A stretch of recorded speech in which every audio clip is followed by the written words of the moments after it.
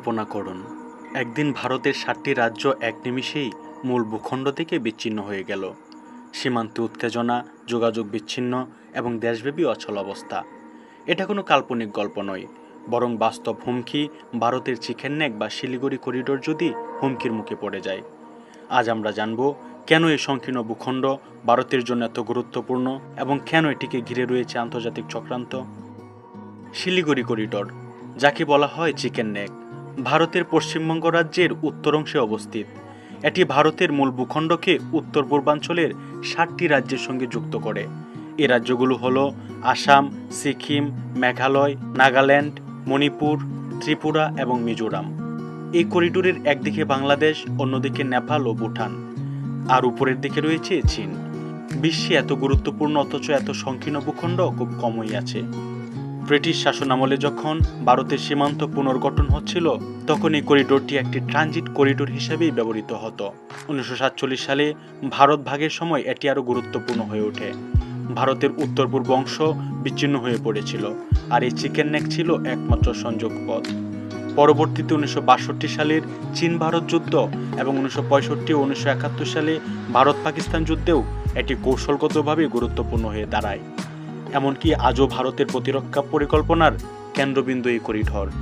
2017 সালে হঠাৎ করে বিশ্বের দৃষ্টি পড়েছিল ভুটান চীন সীমান্তের ডুকলাম উপত্যকার দিকে। চীন সেখানে রাস্তা নির্মাণ শুরু করে, যা ভারতের চিকেন নেকের মাত্র 50 কিলোমিটারের মধ্যে ছিল। ভারত দ্রুত সেনা পাঠিয়ে রাস্তা নির্মাণ বন্ধ করে দেয়। 73 দিনব্যাপী এই স্ট্যান্ড অফ দেখায় কতটা বিপজ্জনক পরিস্থিতি তৈরি হতে পারে এই অঞ্চলে। চীনের পরিকল্পনা ছিল ডোকলাম দখল করে সরাসরি চিকেন নেক হুমকির মুখে ফেলা। এটা শুধু ভারতের নয়, বরং ভুটান ও বাংলাদেশকেও প্রভাবিত করত।